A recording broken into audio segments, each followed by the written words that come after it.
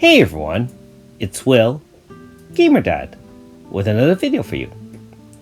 So in this video, we're going to go over OG Elga with Manifest, and we're going to review her moveset as well as what I think about her.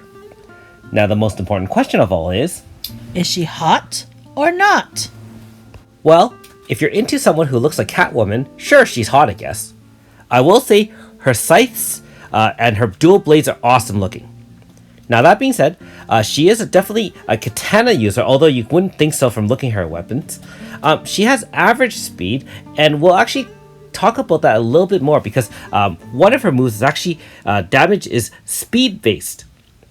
Anyways, her Valor Chant is actually very useful. It's a very defensive one, similar to Aldo's, so physical resistance up 30% and power down 20% on all the enemies. So that actually not only shields your team, it also reduces the damage given by the enemy. So very defensive and very useful against some of the tougher bosses in the game. Now these are the three moves I went with. Her move kit is not as varied as some of the other units out there. That being said, Amplify Aura is not bad. Increase her own power and physical resistance by 20% for 3 turns. So you can see it's a really cheap MP cost. However, it's really limited in use, being that it's not stackable. I mean, 20% power, you can get that from pretty much anyone. Now, one other interesting move is called her Earth Shock. So all her moves are slash based, and this was no exception. Earth type slash attack single enemy and inflict stun. Now this is not a guaranteed stun, but that being said, hey, it's still a stun attack, and for enemies who are vulnerable to stun, we can use that move. Now her two upgraded Manifest moves are the Binary Drive. So this one is her Earth based move and is Earth AoE slash plus slash resistance down 25%, stackable for 3. So that means a total resistance of slash down by 50%, which is great.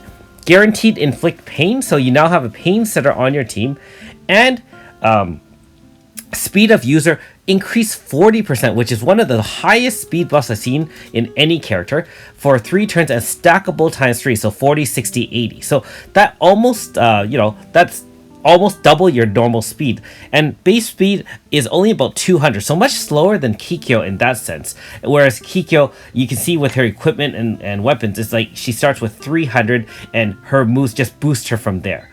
She's the only other speed-based unit that I can think of. That being said, with the multiplier that, we're going to see on Quattro Drive, the slash attack times 4 non-elemental XL and non-type physical attacks increased by 50% stackable. That means essentially double, 50, 75, and 100. And increased damage based on speed and increased damage based on pain. So you'll set up the her AF with Binary Drive 3 times, hopefully, for max stacks, and then lay into it with the Quattro Drive. And to take the most advantage of Quattro Drive, you will see my Grasta setup, which is shortly. So we're going to concentrate on her non-elemental moves. So we have 2 Pains Grasta, as well as the Power of Void 40%, and finally her Juggernaut Proof.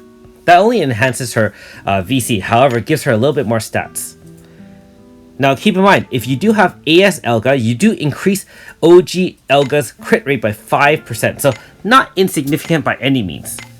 In terms of her 5-star unupgraded moves, there you have it, the Binary Drive. Note that the moves cost more and obviously weren't as effective as before.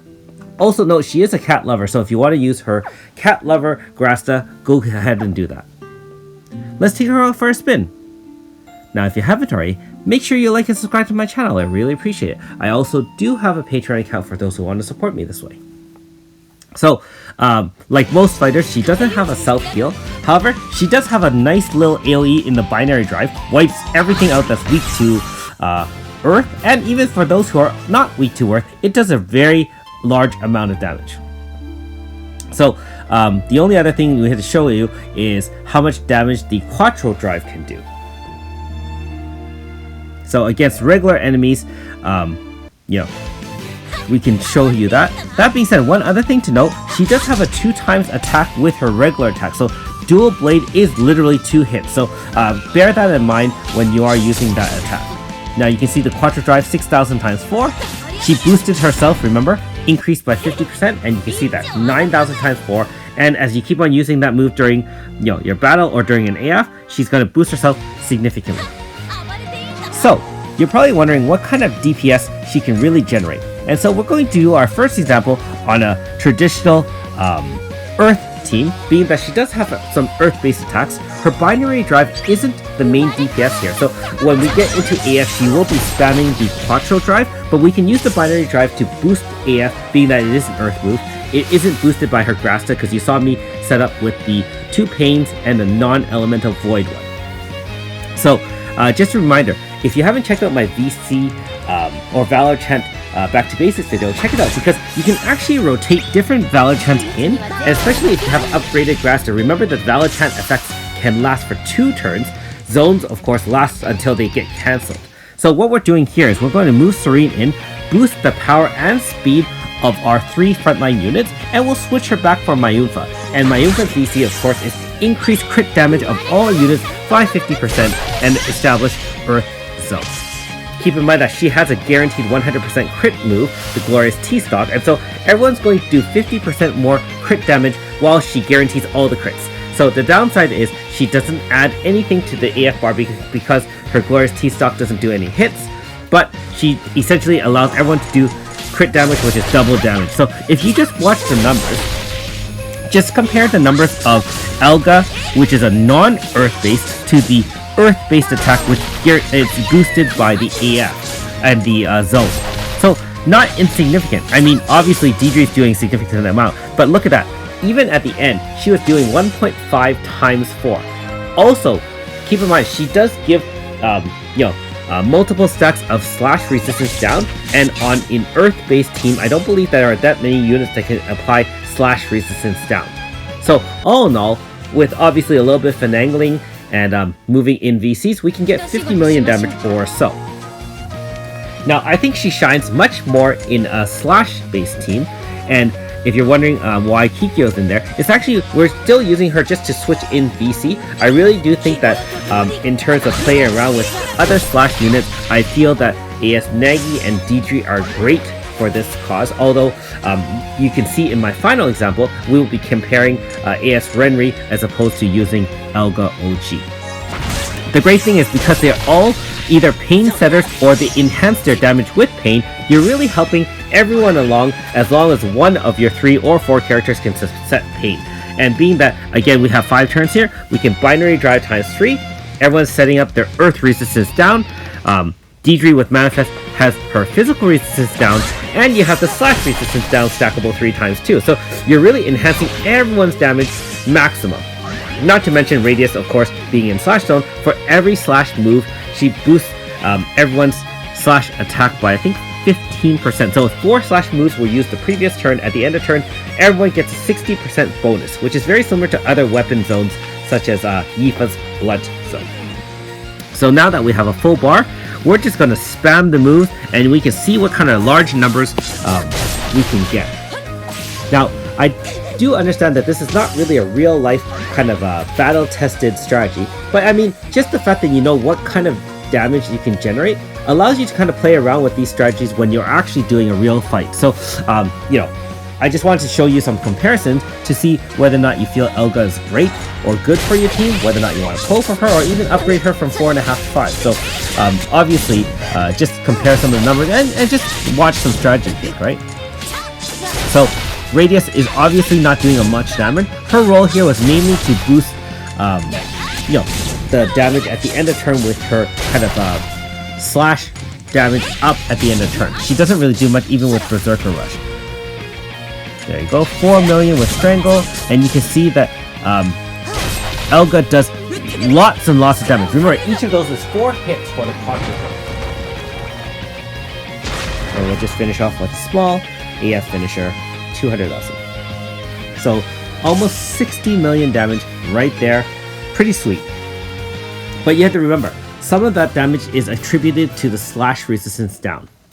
So it's not really her own personal DPS. Okay, so last little demonstration here. You're wondering if, Renri AS with her guaranteed crits, mind you, can do more damage on this slash team than OG Elga. So we're going to do the typical setup, same idea. We're going to have to leave Radius up front. Her role, like I said, is just to boost at the end of turn, having everyone slash damage up. Do the same setup. Make sure that eventually we'll have Blood Cruelty. And of course, if you have D3 with Manifest, you know that Blood Cruelty is really, really important. Also, it's really important to have her at full life, and she has a move that sucks HP while applying Earth Resistance down. So, make sure she is at full HP. Otherwise, Nidaria Edge is applying massive Earth Resistance down, and we're just setting up the AS Renry X Burning, then the Blazing Dance, and it's going to go crit. So we have all the stacks in, slash zone is in effect, and let's compare the damage between that 60 million AF that we saw earlier and this one. So the great thing is all the crits are there. You can see every crit is hitting for insane amounts of damage. Now the only thing to note is whether or not this final number is a little bit bigger, smaller, or around the same. If you're wondering, I am using Berserker Rush only to increase the combo meter such that each hit does a little bit more damage than the previous. I mean, Radius isn't really there to boost damage, she's only there to establish zone. I do think that AS Alulu, when she does come up, will be a superior slash zone setter. However, keep in mind, Radius is a fire slasher, and she does have that Aurora Force move, plus the int power down, so she's really versatile that way. Okay, so the damage is a little bit less there. I know that the synergies weren't quite the same. So, in conclusion, I do think that Elga with Manifest has a lot of utility. I think with her Quattro Drive as well as Binary Drive, if in the right situation, and you can boost all those moves, you can do a significant amount of damage. However, in a lot of the battles, you only have 2 or 3 turns to really set up AF, and it's, of course, right now with the current meta, you only have a 2-turn AF. She might not get the maximum damage out that you would like. But, that being said, she is still viable on both an Earth team, an Earth slash team, or a slash team by itself. Anyways, thanks for watching. We'll see you next time.